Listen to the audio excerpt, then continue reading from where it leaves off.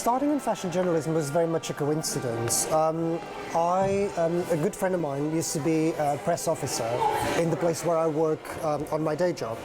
And we were talking about fashion and about what we think of fashion, and she used to have a blog, and she kept saying, you've got really good ideas about fashion, why don't you start your own blog? And I just start talking about, writing about, putting down to writing your thoughts on fashion.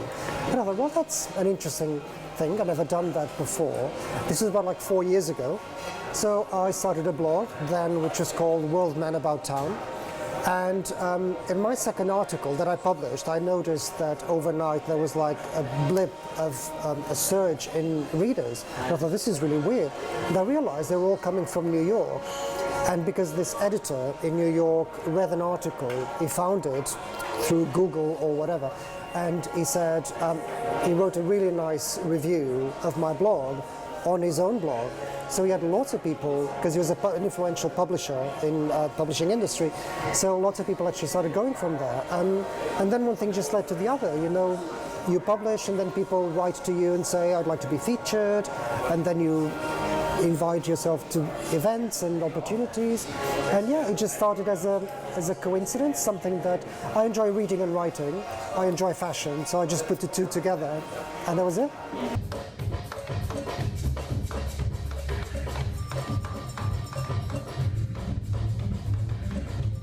I knew what I liked and what I didn't like, but so I went to university and studied languages and literature, so it was my passion about writing and reading, and that was it. So the element of fashion just came into the reading and writing part of it. So I like to write about fashion because it's a fascinating industry. I've met really amazing creative people, really talented writers, fashion designers, all sorts of people involved in the industry.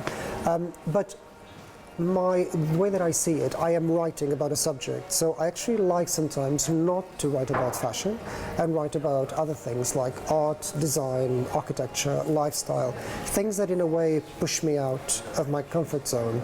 I was once working with Muse magazine, which is published from Milan, and they gave me two options, and they said, well, you've got Isabelle Marant or you've got this artist that no one knows lives in LA. And I thought, well, Isabelle Marant would be really easy to write, but I would like the challenge of writing about art, because then you need to research, you need to do a bit of more work about it and getting to know the artist back and forth, and it was a much more educational experience, so I quite like that. So I don't necessarily write about fashion, I write about fashion from all sorts of different perspectives, from the point of view of the consumer, from the point of view of the designer, from the point of view of the role it plays in society. And again, it depends on the readership that I'm writing for and what they want to read. So it's just one of the things that I write about.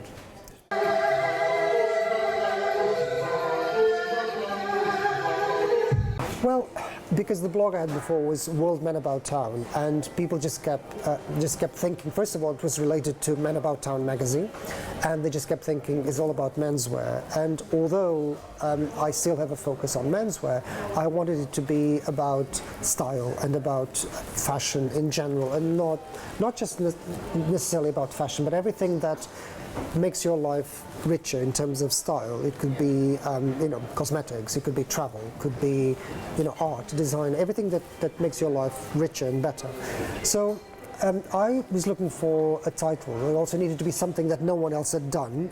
There's lots of this style something, and I quite like the word examiner, because it's almost like taking you back to old style journalism, when newspapers were called the Chicago Examiner, the New York Examiner, and I quite like the ambiguity of the word examiner. So it's someone who actually examines something and can be very thorough and rigorous about something, but it's also that old world of journalism that I very much respect.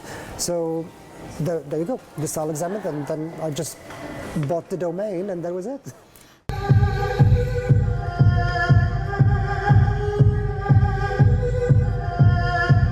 It is challenging in the sense that journalist and editor and photographer and everything. So it's a one-man show. It's just my blog. I'm the only person who have access to edit and upload content and check the analytics and everything. So it's just me in there. I don't have an agent. I don't have anyone working with any other parts of the blog. I know bloggers who have agents, they have photographers, and they can be like the face of the blog, or they can write a few sentences, but there's a whole team producing the blog. I haven't been able to give up the control of the blog in that sense, because it's very much my baby, it's my voice, and I wanted to keep control of that. And if I go down that road of developing, I need to do it very carefully and see who I would be able to work with. So I've never seen like a transition. It's always been there. I've always been doing all parts of it. So I had to learn a lot about uploading images. I had to learn a lot about how people read on the screen. All of that. I was never trained in any of that. So I had to learn about, the right resolution, about the images to go up, what kind of images and what kind of code needs to be embedded so that people can actually pick it up on Google, for example. All that was a learning curve, not just as a writer, but as an editor, as a publisher. So I had to do everything in it. It depends on what is success. I mean, like there is personal success. I mean, I quite like it. I love working on the blog. I spend a lot of time on the blog. I spend hours every day on it. It's very much my passion in terms of being part of a community that communicates, that is there to express ideas in that platform. If it's successful commercially, it isn't. No, I don't know how actually, after years, I don't know how blogs actually make money, because it is a very competitive market and it doesn't make the money that I know other blogs make. But then again, maybe because I'm producing it all on my own. So it depends on how you define success. I mean, for me, the biggest degree of success is when I go to places and people have heard of the blog. And like I was in Brazil once and I was queuing for a coffee in the press center for João Paulo Fashion Week. And I was talking to this gentleman, and he was the fashion director of Global newspaper. And we were talking, so what do you do? And I said, well, I've got a blog called The Style Examiner. And he was like, oh my God, you're the Style Examiner, I follow you. And I thought, yeah, he's just saying that, he's just being nice.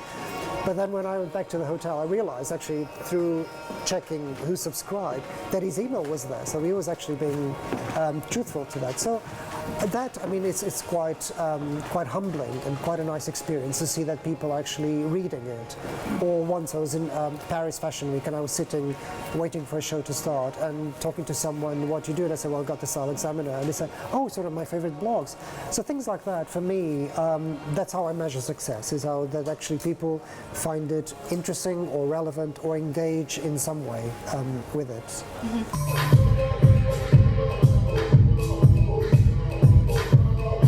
So it's just, first of all, I've got a full-time job, so I work 9 to 5 or even longer in a job which is not fashion related.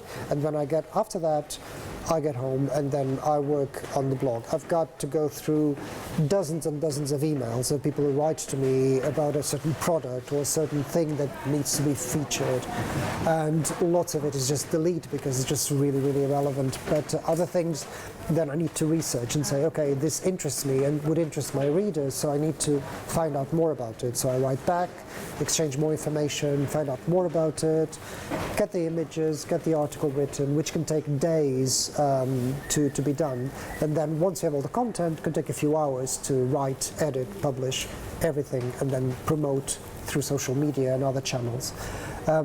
So it's quite hectic, because obviously I also have a personal life and try to balance with a professional life full-time and everything. So, and for example, we're here in London Collections Man during Fashion Week, so I had to take annual leave from my day job to be able to be here. So I balance everything because I'm very passionate about the blog.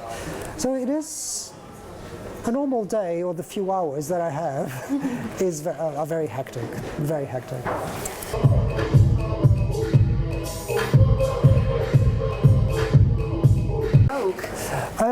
Well, I mean, it just happened through a personal contact.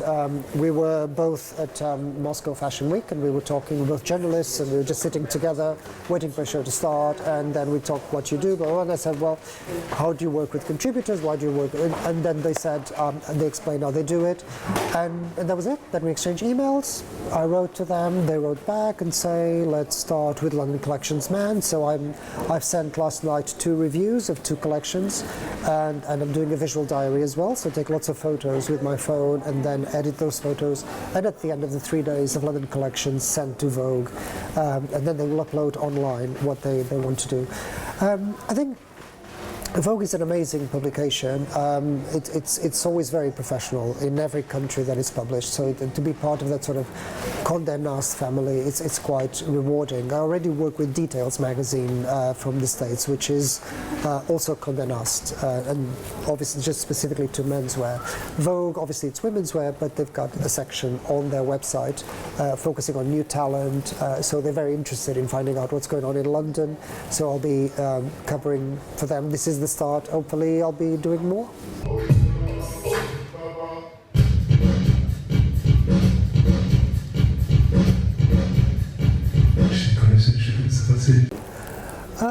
Well, I expect him to be passionate about fashion writing. I expect him to write well.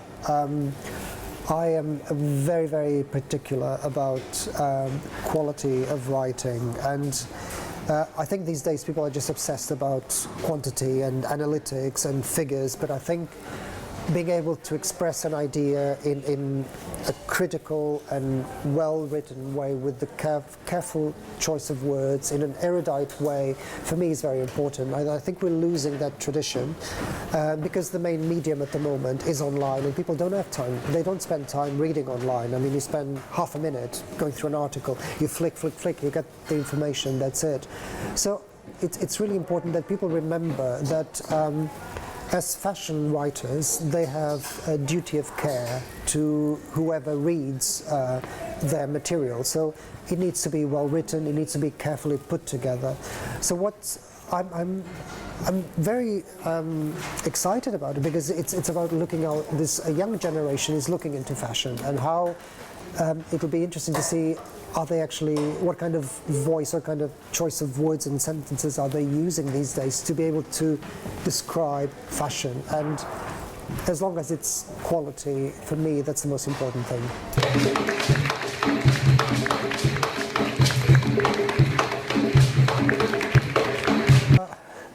I thought one of the things, I don't believe in resolutions, but I was looking into last year, and I thought, I allowed myself to do a lot and get really busy and sometimes stressed about balancing everything, and I haven't been able to see my friends as much as I would like to, so I thought maybe on the personal side I need to give myself more time for that.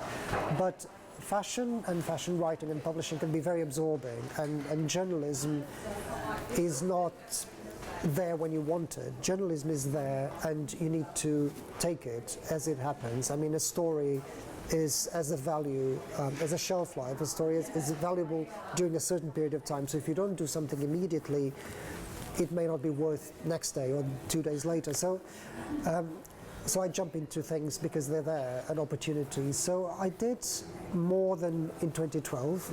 In 2013 I just went to more fashion weeks all over the world. I did much more stuff, published much more. I published 500 articles in the blog, and then all the magazines and everything else. So it was really busy. This year I'm trying to control it, but I already have quite a few invitations that are really exciting, and I find that I'd like to be part of, I'd be able to accept them and be part of them. So there's obviously London Collections Man, and then at the end of the month we're doing, I've been invited to Amsterdam Fashion Week, which is great because it's a very small group of international journalists, and they've invited me, which is quite an honor. And then February there's London Fashion Week, and then hopefully I'll be able to go back to Brazil. João Paulo Fashion Week is very exciting. I wasn't able to go in October because I did Moscow, so they may be able to invite me. And then March, maybe Moscow. Tel Aviv has been sort of suggested, and I'll be interested in finding out what happens in that part of the world. So just what I have in mind, but I mean those things, lots of things happen just out of the blue. Like last year I was invited to LA for a Levi's event just a couple of weeks before the event, so and that just happened and was not programmed. So I'll just keep hoping for good things.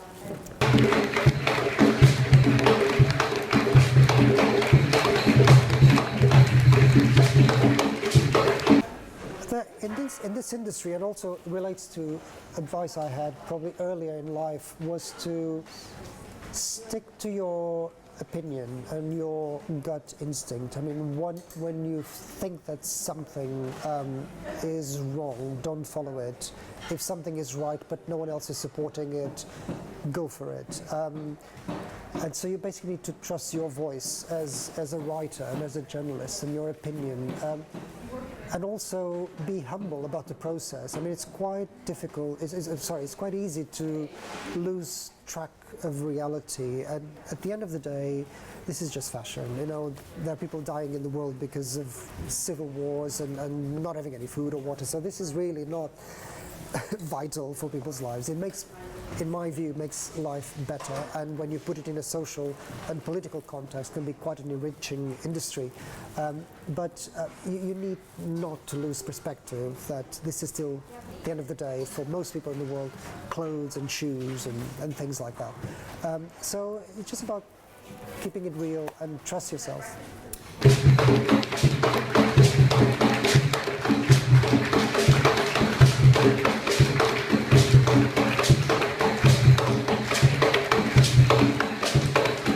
Work really hard, work extremely hard. It's a very tough industry. People can go for years without getting paid. It's really unfair as an industry. It can be very rewarding, very exciting. You have amazing opportunities to travel and meet interesting people, see talent, creativity in very different platforms. But you have to work really, really hard to establish your position in a very competitive market.